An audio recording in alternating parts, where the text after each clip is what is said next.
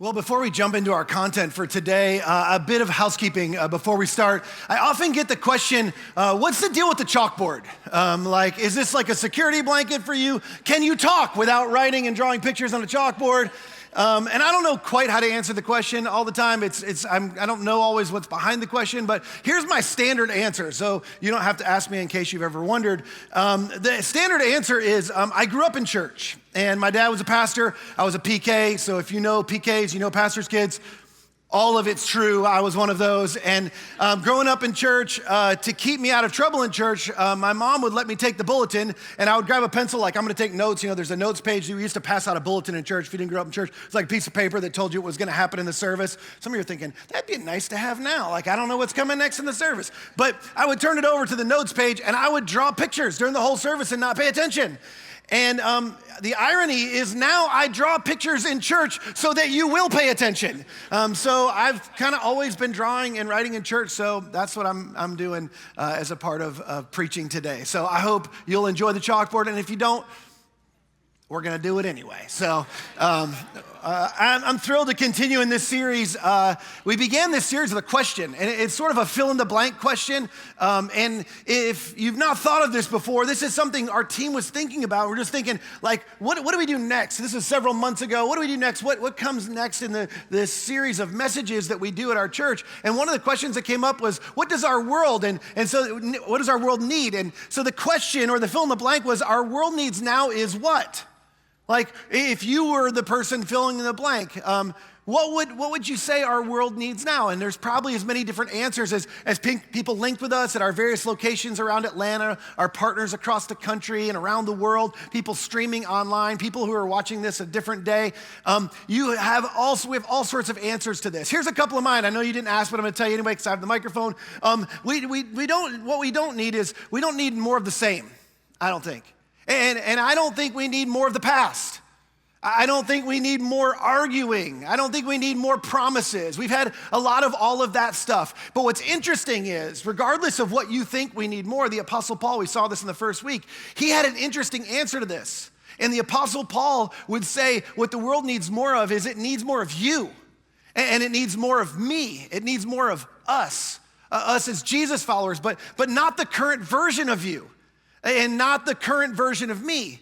It needs a grown-up version of us. It needs people, as Paul said, people who are mature, people who are grown up, people who don't act like children, people who put childish ways behind them, people who refuse to bite and provoke, people who win the respect of outsiders, people who, and this is what we're talking about in this series, people who are led by the Holy Spirit. The truth is we all have work to do. We all have work to do to learn to become more mature, to be more led by God's Spirit in our lives. And what that produces, what that creates, we're more led by the Spirit, we become more Christ-like, become more like Christ, which is really what our world needs now. And so the question we're asking in this series is, what does Christ-like look like and act like and react like? Given the things we experience in our world, what does being more Christ-like look like, act like, and react like? And it's not a new to-do list. But it's the fruit of the Spirit, we've said. It's something produced through us. It's an outcome of our submission to God's Spirit within us. So this is produced through us. The first one, the fruit of the Spirit is love. And we talked about this in the first week. It's sort of the overarching idea for everything that comes after it. That all the fruit that come after this reflect God's love because they flow from God's Spirit. Last week, we looked significantly at joy at all of our locations. We talked about what does it look like for joy to be produced through our lives. The next in the list today that we're going to deal with is peace. The fruit of the Spirit is love, joy, and it's peace. Now, today I want to take a little different approach to start. Sometimes it's helpful to start by considering the opposite. the opposite of something. And if we back up a few verses, this is verse 22. If we back up to verse 19 in chapter 5 of Galatians, we actually get what this is being contrasted with. There's a list of things that the fruit of the Spirit are contrasted with, and it's the acts of the flesh. This is how verse 19 starts. It says the acts of the flesh, and then it gives a whole list. I'm just going to put a partial list up here, but 2/3 of the list. Look what's included in 2/3 of the list. The act of the flesh is hatred and discord and jealousy, fits of rage, selfish ambition, dissensions, factions, and envy. As it turns out, the acts of the flesh produce a lack of peace, a deficiency of peace. Left to our own devices, on our own, not led by the Spirit, we bring about all sorts of things that are the opposite of peace in our world. Now, we often think of peace as the absence of these things. And when we think about peace, we think about it as the absence of conflict and the absence of war. But the biblical idea of peace, this is what I want to talk about today. The biblical idea of peace is not just the absence of something. It's the presence of something far greater. So I want to talk real quick, just an overview of this idea. The Hebrew word in the scriptures for peace. Anybody know it? Shalom. Yeah, good.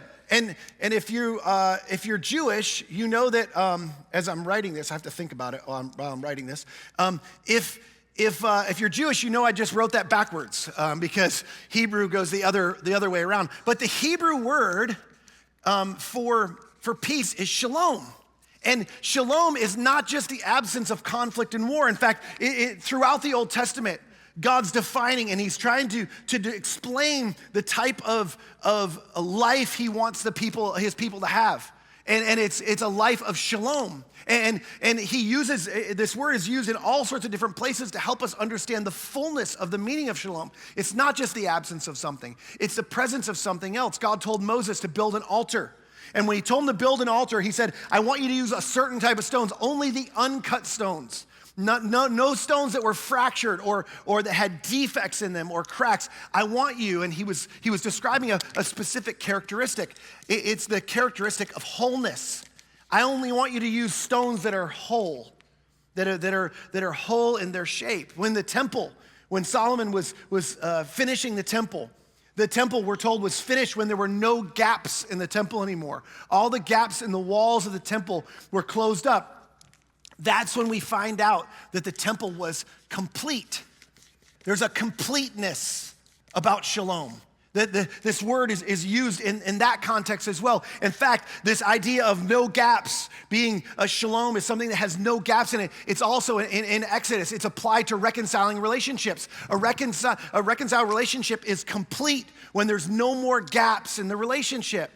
It's used in another context when Joseph was inquiring about his aging father, and when David was inquiring about his men that were out at war, trying to find out how they're doing. Both of them got reports back saying that they're alive and they're in a state of shalom. They're in a state of well-being.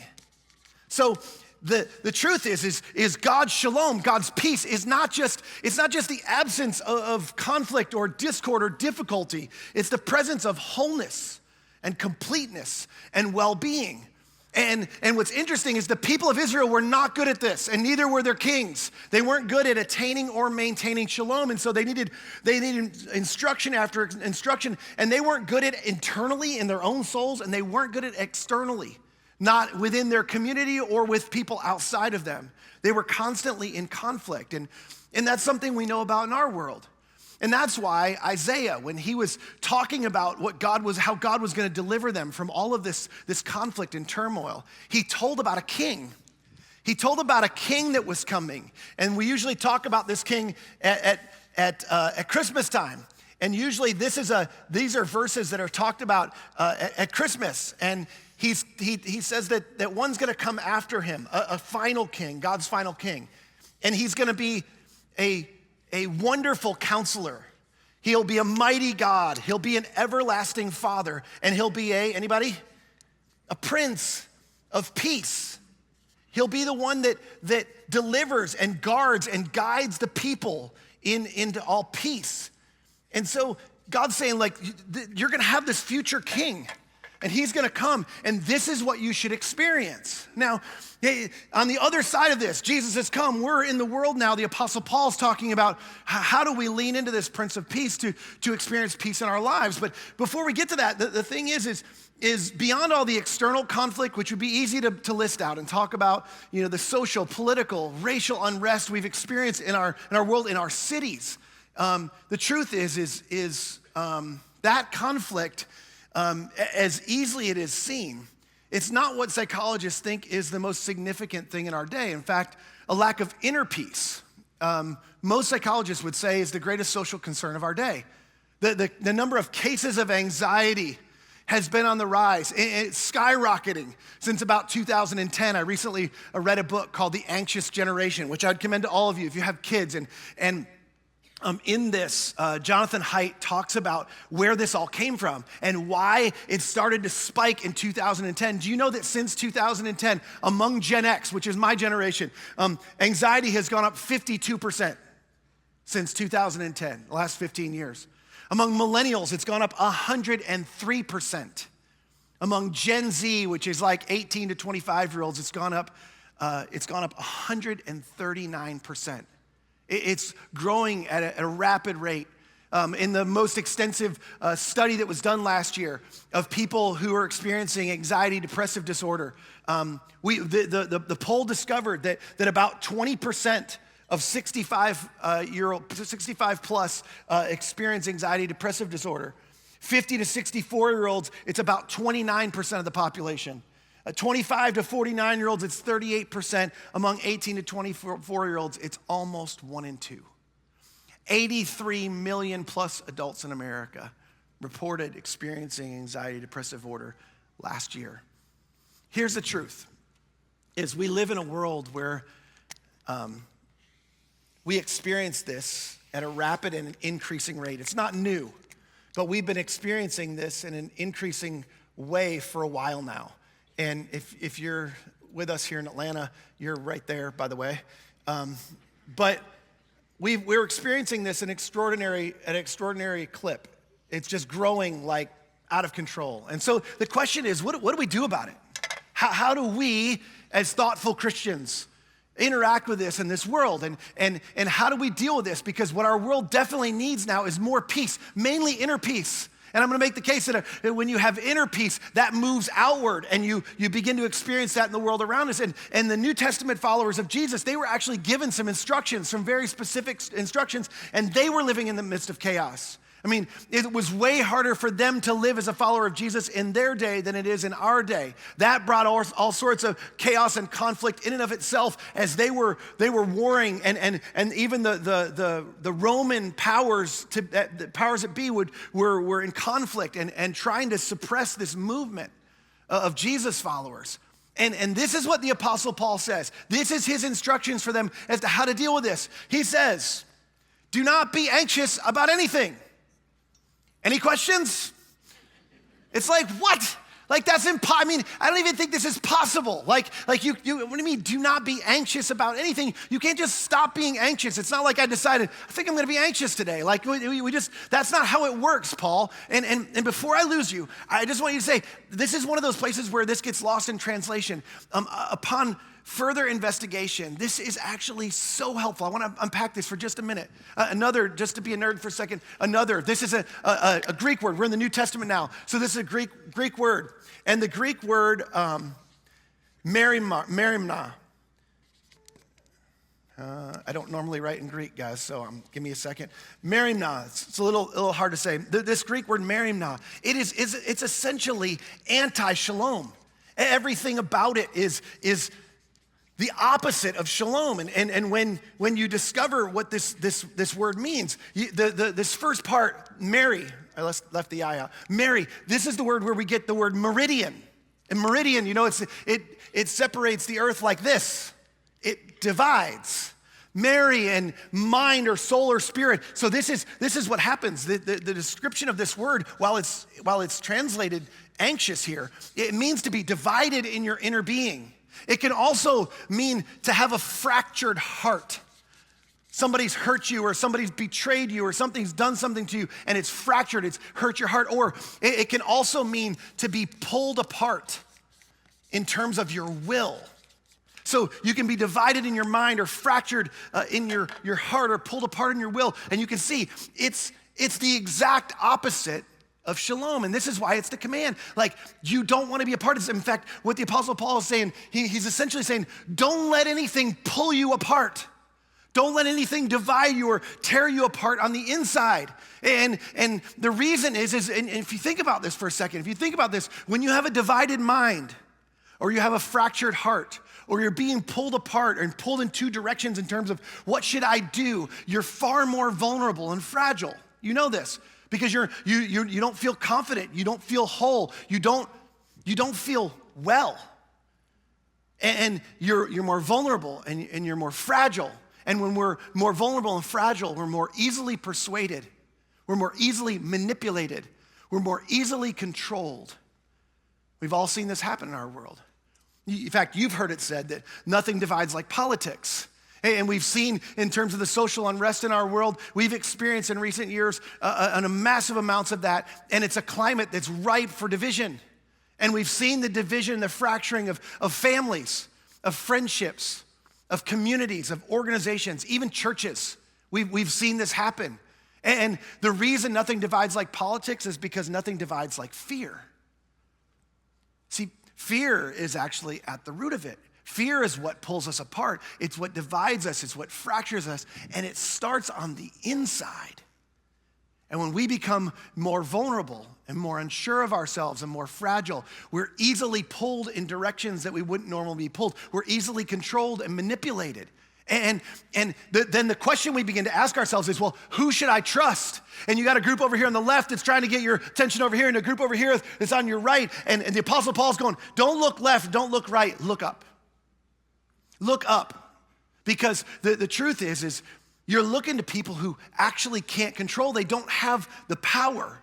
The question we're asking is, who do we give the power to? Who are we going to put our hope in? I just got to tell you this today. No election has ever solved this in the history of the world. Not one. It's never been solved. And the reason is because our votes do not result in the sovereign control of the world. Somebody may think it does. It doesn't result in sovereign control of the world or of your life. That job is already taken. The Apostle Paul says, do not be anxious about anything, but in everything, in every situation, by prayer and petition, with thanksgiving, present your requests to God. So whatever's pulling your heart or your mind or your marriage or your family apart, whatever's robbing you of your shalom, of your wholeness, of your completeness, of your well-being, you should take this to the authority on peace. It's not who you think it is. It's not the people who are making promises to you. It's not the people who are arguing with each other. There's one person that can deliver that to you, and you're not going to vote for him. He doesn't need your vote. Now, this doesn't mean you don't give up care. You give up caring about it. Doesn't mean you don't care about it anymore. It means you're going to hand it over. You're going to entrust it. That's the key word. You're going to entrust it to someone who cares about it, and it cares about you even more than you could possibly imagine. And you're going to, not only do they care about you, and they care, and they see you, and they know you, you're going to hand it over to someone who has the ability to do something about it, the ability to intervene in your life. My brother and I were traveling back from visiting a bunch of our partners in Australia, which was an amazing trip last year. And we're on our way back, and we had a layover in LA on our way back, and it was a 3-hour layover, and we were eager to get home. We've been gone a long time. You know, the flights are really long. We're traveling. And my brother's like, hey, I just found out there's a flight that's 2 hours earlier. We can make the connection. Call and change your flight. He's like, I already called and changed mine. So I call, and I get somebody, and they're like, I'm sorry, we can't do that for you. I mean, we could change it, but you have to rebook the ticket. It's like thousands of dollars. I'm like, well, I'm not doing that. And so I was like, I did whatever you would do. When you get a no from somebody, you say, can I talk to your supervisor? And so I got the supervisor, and I talked to the supervisor, and the supervisor said, yeah, I'm sorry, you can't do that. I mean, I can get you the ticket, I can get you on that flight, but here's what it's gonna cost. And I was like, can I talk to your supervisor? And I went on, and I did the same thing. I finally got to the person who just said, hey, listen, there's nobody else to talk to. You've talked to everybody, and you can't just get this flight changed. And so I texted my brother, we weren't together at the moment. I texted him, I said, hey, listen, I've talked to everybody. They're not gonna change my flight, I can't get on that flight. Less than 5 minutes later, he texted me back, he said, it's changed. So I call him like, what? Like, how did you change the flight? My brother's a Delta loyalist, he's Delta 360. If you know what that is, he's got his own person. When he answers, they say his name. And so he called him and said, hey, I need to get my brother on this flight, we're changing. And they're like, no problem, here you go, Mr. Thomas. And he texted me back and said, it's done. I'm like, that is not fair. But he's earned it. Here's the difference. You don't have to earn your way up to gaining access to the highest authority on peace. It's offered to you. It's already been given to you. You've already been invited. You've been told in every situation by prayer and petition with thanksgiving, bring it to me, God says. Bring me your requests. In exchange, the peace of God, which transcends all understanding, will guard your hearts and minds in Christ Jesus. Have you ever seen this before? This peace of God that transcends all understanding. You see some people in a situation and circumstances and you're like, they're not normal. I don't know what's going on with them, but their world is chaos. And it's this peace, and you're like, it's counterintuitive, it's illogical, it's nonsensical. And the reason is because it's not circumstantial. You've seen this, some of you have seen this at funerals. I've done lots of funerals. And it's the difference between celebration and devastation at a funeral. When people grieve with hope, they can celebrate a life well lived. When people grieve without hope, there's devastation. When you're uncertain about what's next. I had an opportunity to do a funeral not long ago for an amazing lady who took care of my kids. She was a preschool teacher for a lot of our staff kids.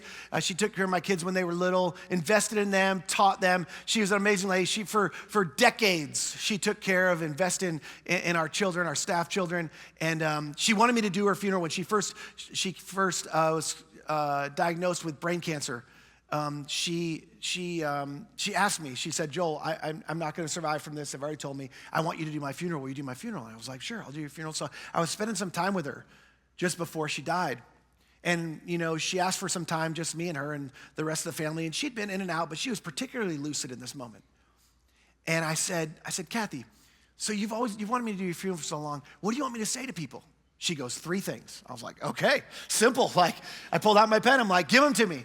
She goes, first, I want you to tell everybody who helped me get through this struggle and this difficulty in my life, I just want you to tell them thank you. From the bottom of my heart, I couldn't have done it without them. So many people showed up for me and my family. I'm so, so grateful. Second thing she said, I want you to tell everybody I'm fine. I'm more than fine. In fact, I'm better off than you are. It's exactly what she said to me. I'm better off than you are because I'm in heaven now and everything's perfect and my life is so much better than yours. And I just want you to know that so you don't worry about me. I was like, I'll tell him, Kathy. She said, number 3, she said, tell them that they're going to need to comfort and remind each other of the reality of heaven and what's ahead of them. And she said it so matter of fact. She was like, they're going to need to encourage each other. They're going to need to care for one another and lift one another up in this season. And it was the difference between somebody who was absolutely confident. She had this peace. I'm like, you're days away from taking your last breath. And she's just confident as can be. She had this peace. It didn't make sense, but she had it. There's a second step in this process, Paul tells us. It's not just entrusting, it is entrusting, but the second step in the process is to shift our mind. And whatever is true and whatever is noble and whatever is right, whatever is pure, whatever is lovely, whatever is admirable, if anything is excellent or praiseworthy, think about such things, is what we're told. No one just stops worrying about things. That's why the beginning part we want to just dismiss, because you can't just stop worrying. Like nobody stops a bad habit. You have a bad habit? You can't just stop a bad habit. It has to be replaced, right? You have to trade one thing for another. You have to trade what you're currently dwelling on for something better, for something more helpful, for something more beneficial.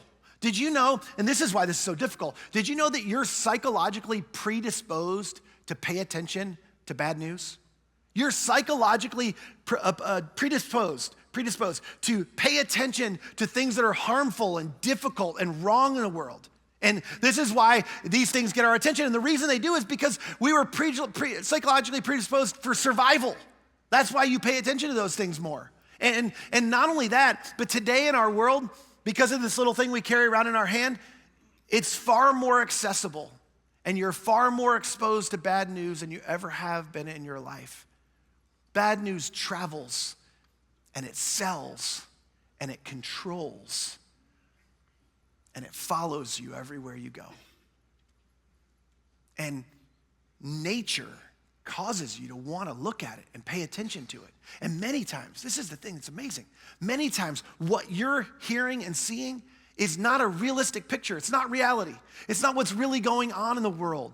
Several years ago, I read a book called Factfulness. Some of you have maybe seen this book. And the author set out to help people understand that the picture you're getting of the world is not reality. He lists out 10 different things about how the world is extremely better than it used to be. And I'll just, as a couple examples, he said that those living in extreme poverty in the 1800s, about 85% of the world was living in extreme poverty. In 1994, jumping ahead, only about 35% of the world lived in extreme poverty. In 2022, 8% of the world lives in extreme poverty. That's not what you're being told, though. That's not what you're being sold. And it's because that doesn't sell. That doesn't get your attention. But you're being told and you're being sold on a narrative that allows, when you're weak in your inner being, it allows others to control you. Natural disasters, this is a big one. People talk about how bad the natural disasters are today. Do you know in the early 1900s, roughly 325,000 people annually lost their lives through natural disasters. The loss of life in the early 2000s annually is only about 80,000 people. That's not what you're being told. That's not what you're being sold. The truth is the world is verifiably safer and richer. There's more opportunity than there ever has been. Now, I'm not sticking my head in the sand. We got problems, we got issues, but it's not what you're being sold every day. You're being controlled, and you got people trying to get you to dwell on the bad stuff. The Apostle Paul's going, no, you gotta take those thoughts captive. And you got to shift your mind to the things that are good and the things that are right and the things that are true. And when you do, the peace of God will be with you. His peace will follow you around. It'll accompany you. It'll take up residence inside of you. Now, some of you are wanting to dismiss this. You're going, oh, this is like another message on the power of positive thinking or a Jedi mind trick or something like that, like whatever. And don't dismiss this. Listen, be thoughtful. Science has proven this. You ready? I mean, some of you know I like neuroscience. Just let me nerd out for just a second, and don't check out because this is so important. 2 recent discoveries within the last 100 years, which is very recent. 2 recent discoveries. The first, neuroplasticity. Neuroplasticity, you're like, what is that? 1948, we discovered that the physical matter of the brain changes continuously. Prior to 1948, we thought it was fixed. We thought your IQ was fixed. We thought nothing changed in the brain. The brain you have, the capacity you have, that's it. 1948, we discovered it's not true. The brain is constantly changing. It's changing its capacity. The synapse, the gray matter of your brain, it changes continuously. Then in 1998, neurogenesis. Neurogenesis was discovered. And neurogenesis is simply this. Every day, do you know this? Every day you wake up and your brain generates new brain cells. New baby moldable brain cells that are ready to be shaped. They haven't been impacted. They're ready to be shaped by the thoughts that are coming into your mind. Do you know this? The primary change agent for the brain cells that you were born with and the brain cells that get generated every day, do you know it's not your environment? It's not food. It's not nutrients. It's not other substances. The primary change agent for your brain is your thoughts. That's not Bible speak, that's neuroscience. Thoughts change the physical nature of the brain, and nobody saw this coming No one saw this coming in their research. Dr. Herbert Benson, the chief of mind, body, and medicine at Harvard, he said that negative thoughts actually obstruct the body's natural healing processes. It obstructs your body to reinstate shalom within your physical body, not just your emotions. In your physical body, negative thoughts do that. Nobody saw that coming. The science verifies, though, something the Apostle Paul said when he was talking about this same idea to a different group of people in Rome. In 56 AD, we didn't discover all this till the mid and late 1900s, 56 AD in the first century. This is what the Apostle Paul said. He said, do not conform to the pattern of this world, but be transformed by the renewing of your mind. Don't be conformed. Don't let your body, don't let yourself be transformed or be conformed to the environment that you're in, but be transformed by the things that you think. Do you know we're all engaged in a formation process every minute of every day? This isn't a religious thing. It's a scientific thing. It's a human thing.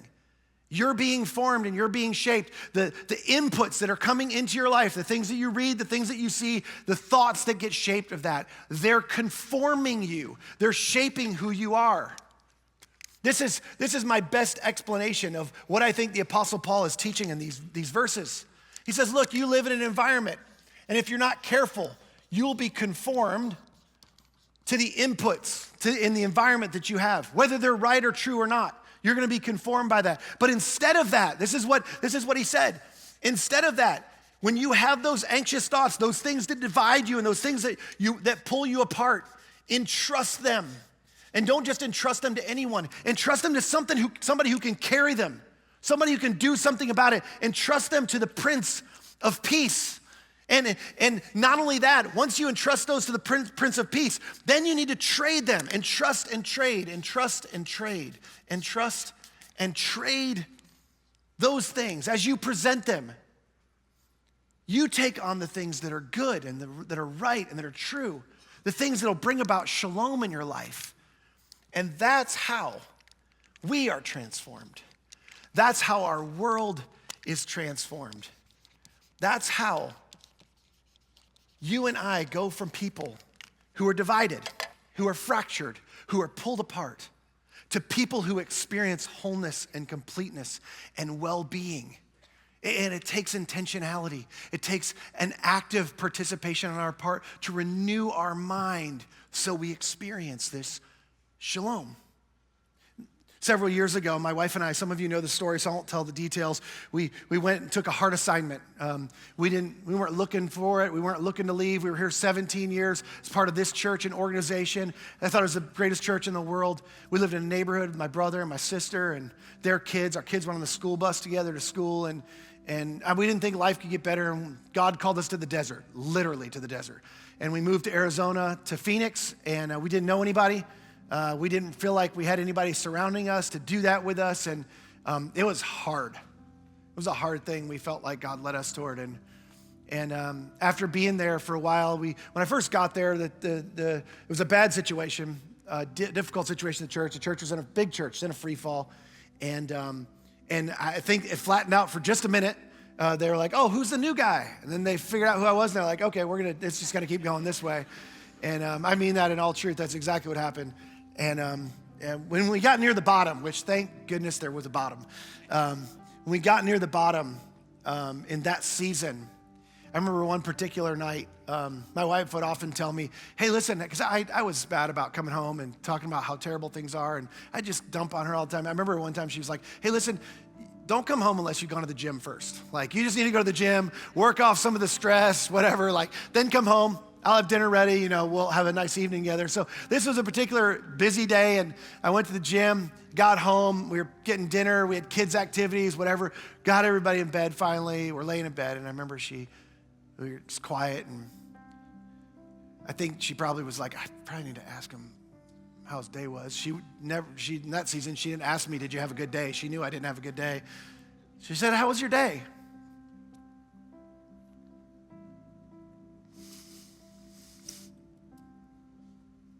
And I laid there quiet. I could not think of one good thing to say. Not one.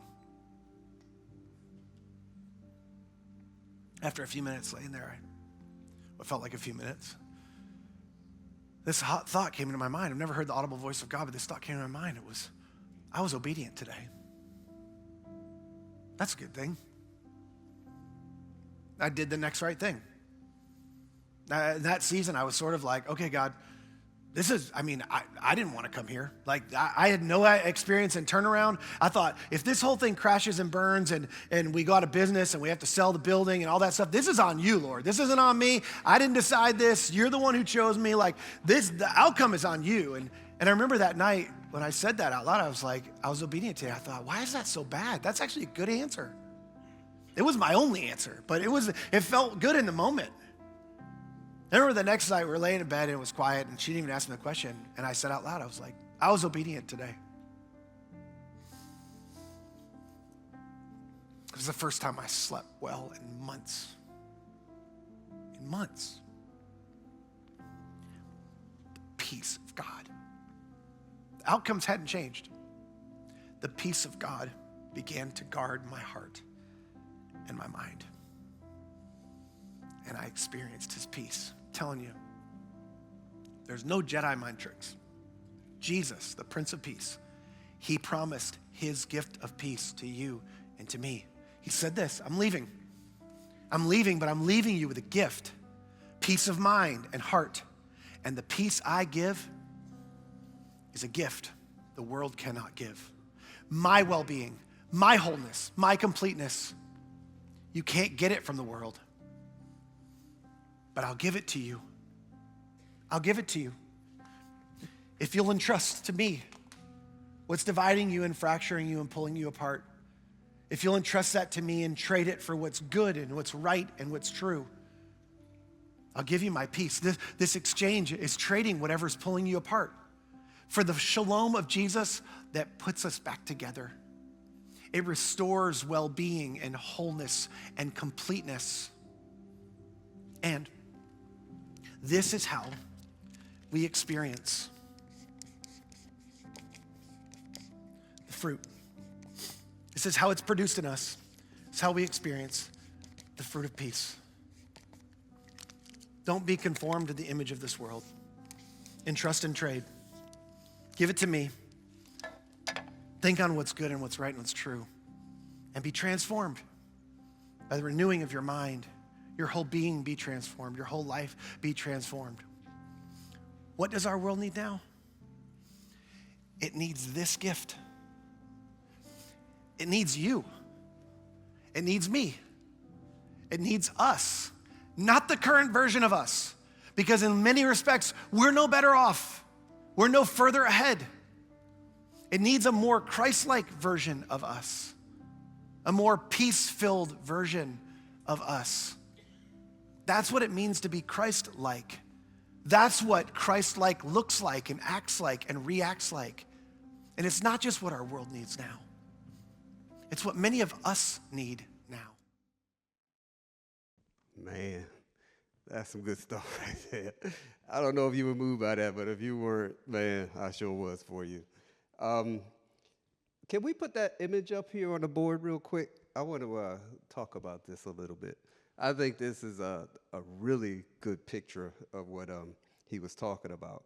When you look up at the world there, we all know how broken and diseased our world is with things like hate, envy, corruption, division, and just so many things that produce that anti-shalom that he's talking about.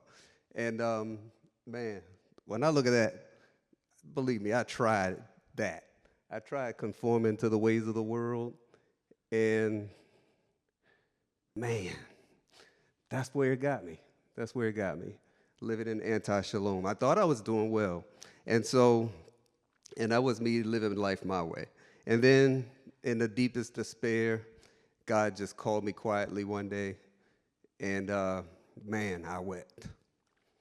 But you know, I surrendered also. And I just gave it all to him. I gave him my guilt. I gave him my shame. I gave him my anxiety, my anger, my fear, my depression, my pain. I entrusted it.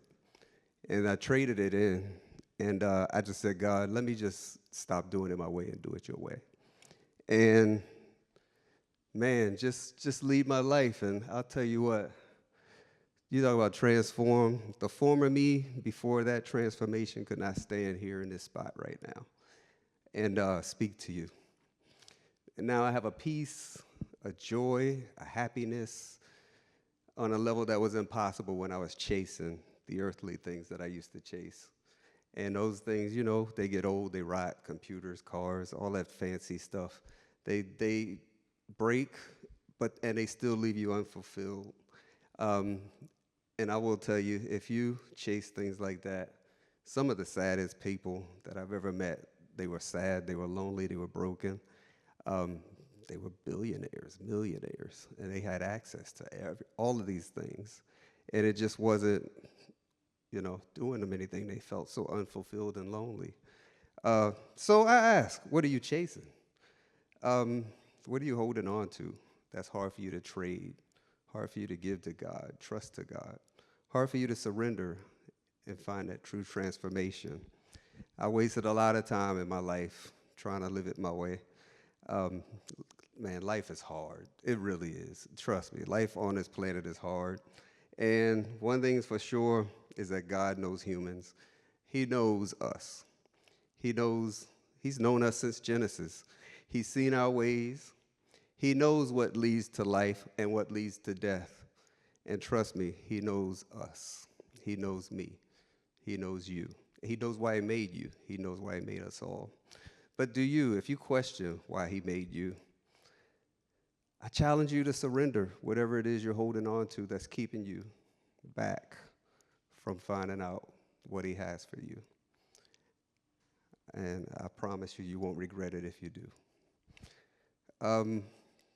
It's just such a pleasure to stand before you today, and I love you all so much. You don't know. And I think this is going to be a great week for everybody, and I'd like to pray for you before we leave one more time. Heavenly Father, we thank you so much for this message today. I just thank you, Lord, for how much you love us, how much you care for us, how much you just want what's best for us. We know you're good, Lord. And Lord, just help us to surrender those things we need to surrender.